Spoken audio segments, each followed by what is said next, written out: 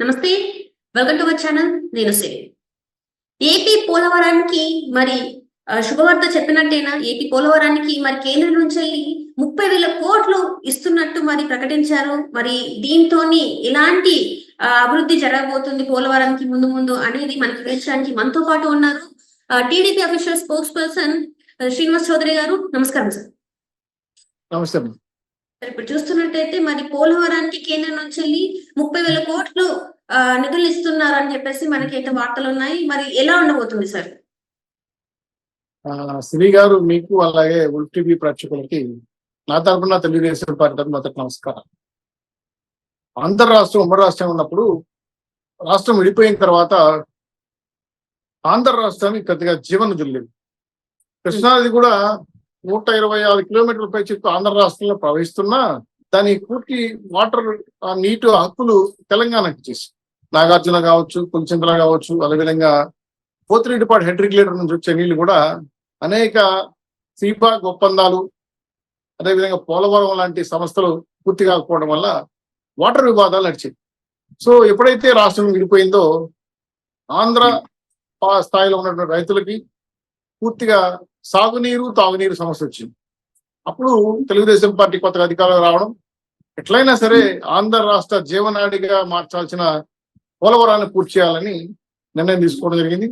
ఎప్పుడో 1982లో 83లో ఇందిరాసాగర్ గా ప్రారంభమైన పోలవరం ప్రాజెక్టు అనేక ఒడిదుడుకులు లోనయ్యి పూర్తి కాకుండా, జాతీయ ప్రాజెక్టు కాకుండా అప్పటి నుంచి ఇప్పుడు వరకు మట్టెత్తిపోసుకున్నా కానీ డ్యామ్ని పూర్తి స్థాయిలో నిర్మించలేకపోయింది.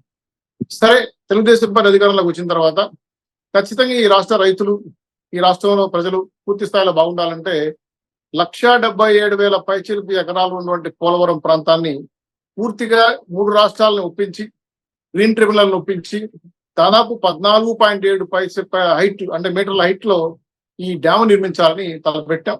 అప్పట్లో 55,000 కోట్ల పైచిలుపు వ్యయం అవుతుందని చెప్పి అనుకోవడం. కాలగమనంలో 5 ఏళ్లలో దాదాపు 79% పూర్తి చేసి దాదాపు 26 గేట్లు, 16 గేట్లు పెట్టి 950 మెగావాట్ల జల విద్యుత్ ఉత్పత్తి అవకాశాలు కూడా ఉన్నాయని చెప్పి, విశాఖపట్నం వరకు 77 టీఎంసీలు త్రాగునీరు, ఇంకొక 20 టీఎంసీలు అక్కడ చుట్టుపక్కల ఉన్నటువంటి రైతులకి పొలాలకు సప్లై చేయాలని, దానివల్ల 120,000 ఎకరాలకి పంట పొలాలకు నీళ్లు వస్తుందని, ఇట్లా రాయలసీమ నుంచి కృష్ణా వరకు కూడా ఇంచుమించు ఒక 65 టీఎంసీలు ఇవ్వాలని, శ్రీబాగ్ ఒప్పందంలో భాగంగా నాగార్జునకు ఒక 72 టీఎంసీలు ఇవ్వాలని అనుకోవడం జరిగింది. సో టోటల్ గా డ్యామ్ పూర్తయింటే నిజంగా ఆంధ్ర రాష్ట్రం అన్నపూర్ణ ఉండేది, సస్యశ్యామలంగా ఉండేది. విద్యుత్ సమస్య కూడా తక్కువ ఉండేది, 950 మెగావాట్ల విద్యుత్ ఉత్పత్తి అయ్యింది. సో అనివార్య కారణాల వల్ల తెలుగుదేశం పార్టీ ఓడిపోవడం, 79% పైచలకు పూర్తయిన పోలవరాన్ని అలాగే R&R ప్రాజెక్ట్ తీసుకోవాల్సిన నిర్వాసితుల్ని గాలికి వదిలేసి జగన్మోహన్ రెడ్డి పూర్తిగా చదువులెత్తేసి రివర్స్ టెండరింగ్ పేరు మీద మేము 2,000 కోట్ల రూపాయలు ఆదా చేస్తానని చెప్పి ఒక తప్పుడు మాటలు చెప్పి మెగా ఇంజనీరింగ్ వాళ్ళకి పట్టం కట్టించి కాంట్రాక్టులు మార్చి, అలాగే అలైన్మెంట్ మార్చి పూర్తిగా పోలవరం నిర్వీర్యం చేయడం వల్ల ఖచ్చితంగా ప్రతి సంవత్సరానికి ఒకసారి గోదావరి వరద బ్యాక్ వాటర్ రావడం వల్ల ఖచ్చితంగా ఆ ప్రాంతంలో వరదలు వస్తాయని విషయం తెలిసి కూడా చేతులు ఎత్తేయడంతో lower coffer dam, upper coffer dam, అలాగే ట్యాంక్ బండ అన్నీ పూర్తి స్థాయిలో దెబ్బతినే విధంగా వరదలు రావడం, దానికి వేయాల్సిన కాంక్రీట్, మెగా ఇంజనీరింగ్ చేసిన వర్కులు ఎక్కడెక్కడ నిలిపేయడం వల్ల ఏమైందంటే పూర్తి స్థాయిలో లోయర్ కాపర్ డామ్ దెబ్బతినడంతో గైడ్ బండ బాగా ఎఫెక్ట్ అయింది. గైడ్ బండ్ ఎఫెక్ట్ అవడంతో అప్పర్ కాపర్ డామ్ కూడా సమస్య వచ్చింది. దీంతో పూర్తిగా డ్యామ్ ని బిట్లు బాధించి ఎటువంటి అభివృద్ధి కార్యక్రమం చేయకుండా ఒక రకంగా చెప్పాలంటే నిర్వీర్యం చేసేసారు. ఇప్పుడు మళ్ళా తెలుగుదేశం పార్టీ రావడం, ఇది జాతీయ ప్రాజెక్టు నిధులు ఖచ్చితంగా కేంద్ర ప్రభుత్వం ఇవ్వాలి, మనం ఆంధ్ర రాష్ట్రం పర్యవేక్షణ మాత్రమే చేస్తాము, ఆ పర్యవేక్షణలో అందులో భాగంగా కేంద్రం యూసీ సప్రీం సమర్పిస్తే అట్లా యూటిలిటీ సర్టిఫికెట్లు ఇప్పిస్తే తద్వారా డబ్బులు వస్తాయనే విషయాన్ని పెట్టడం, నీతి ఆమోదం చెందడం, ఆల్మోస్ట్ 30 కోట్ల పైచిలకు వెంటనే నిధులు ఇస్తామని చెప్పి 12,000 కోట్ల పైచిలకు మేము ఇస్తామని చెప్పి మొదటి దశగా చెప్పడం, దాంట్లో ఈ సంవత్సరం ఆర్థిక బడ్జెట్ లో భాగంగా 6,000 కోట్లు, నెక్స్ట్ సంవత్సరం 6,027 కోట్లు ఇస్తామని చెప్పడం, టోటల్ గా 30,000 కోట్ల పైచిలకు ఇస్తామని చెప్పి కొత్తగా ఆమోదింప పొందిన పోలవరం అథారిటీ బోర్డు బడ్జెట్ ని మేము యాక్సెప్ట్ చేస్తామని చెప్పడంతో మళ్ళీ అది 55,000 కోట్ల బడ్జెట్ చేరడం ఒక రకంగా ఆంధ్ర రాష్ట్ర ప్రజల రైతుల సాగునీరు తాగు ప్రజల కళలు నెరవేర్చే అవకాశం ఉంది, తద్వారా విద్యుత్ కూడా ఉత్పత్తి అవకాశం ఉంది. కాబట్టి ఈ ఆంధ్ర రాష్ట్రానికి జీవనాడిగా ఉన్న పోలవరాన్ని సంతోషంగా ఒక 4 సంవత్సరాల్లో పూర్తి చేయాలని టార్గెట్ పెట్టుకొని మా యొక్క ప్రభుత్వం ముందుకు పరిగెడతా ఉంది. ఆగమేఘాల మీద పనులు చేపిస్తున్నాం. మొన్న కూడా అమరావతి జంగిల్ భాగంగా పోలవరం సంబంధించిన కూడా చాలా బురద పేరకపోయి, రాళ్లు ఎక్కడ కొట్టుకుపోయి, గేట్లు ఇరిగిపోయి, ఎక్కడ స్టీల్ సామాన్లు అంటే ఐరన్ మెటీరియల్ దెబ్బతినిపోవడంతో వాటినంతా కూడా క్లీన్ చేసి మళ్ళీ వర్క్ ఎత్తుకోవడం జరిగింది. నాకు తెలిసి ఇంకొక 4 years లో 100% పోలవరం డ్యామ్ని పూర్తి చేసి ఆంధ్ర ప్రజల కళ నెరవేర్చడమే కాకుండా కేంద్ర ప్రభుత్వ సహకారంతో పూర్తి బడ్జెట్ని కేటాయించి పోలవరం పూర్తి చేసి నిర్వాసితులకు కూడా ఉచితంగా ఇండ్లు ఇవ్వాలని, దాదాపు పైచిలకు ఒక 250 గ్రామాలు ఒక పక్క, ఒక 600 గ్రామాల ఒక పక్క, ఒక 7 గ్రామాల ఒక పక్క ఉన్న ప్రజలంతా కూడా కలిపితే సుమారు నాకు తెలిసి ఒక 4-5 లక్షల మంది ప్రజలు ఉన్నారు.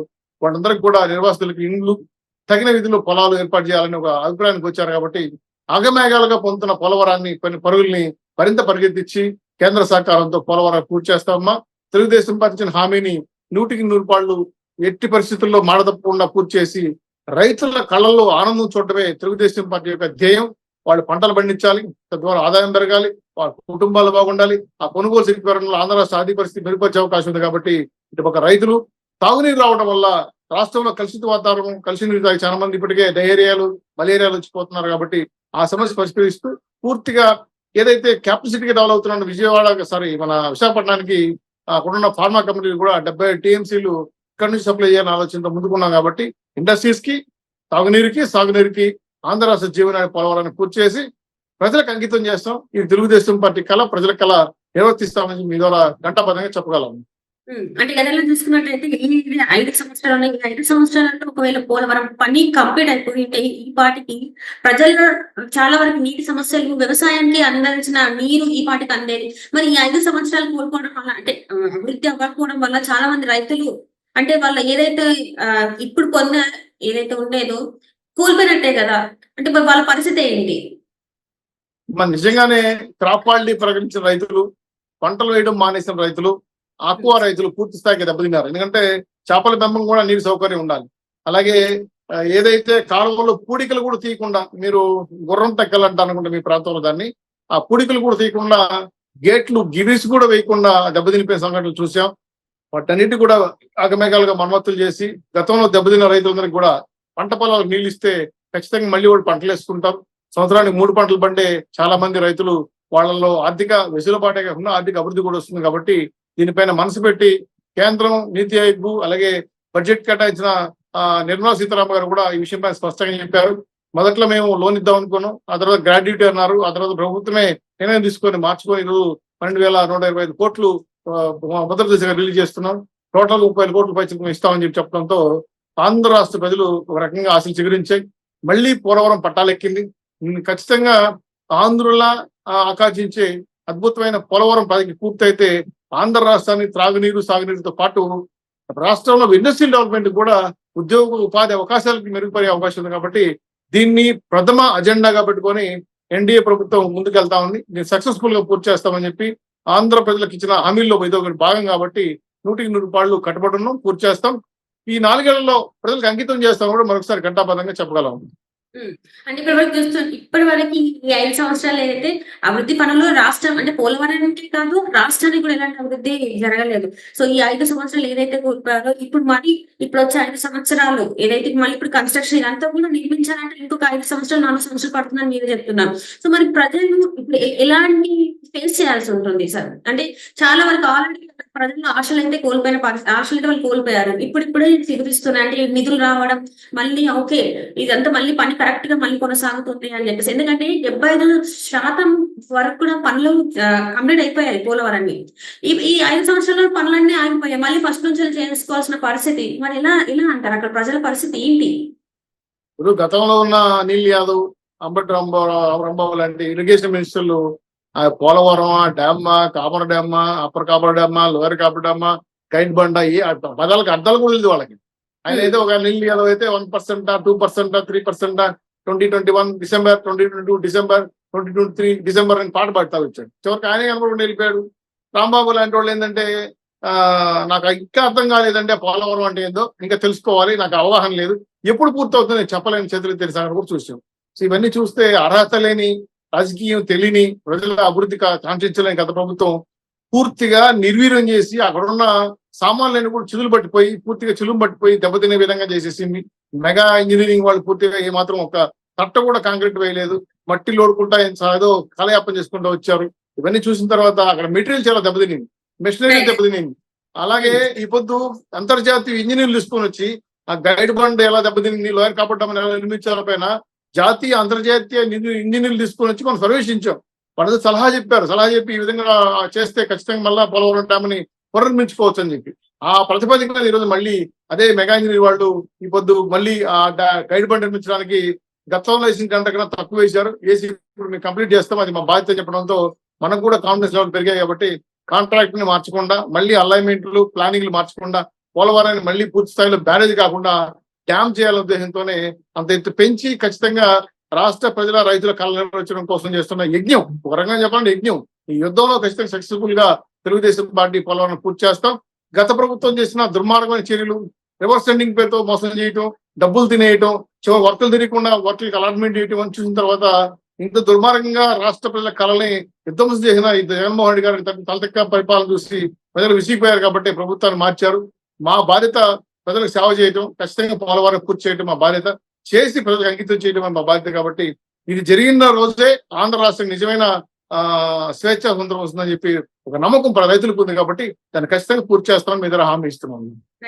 Thank you so much sir. మీరు మాతో పాటు సుంకొలు వస్తుంది. ధన్యవాదాలు సార్.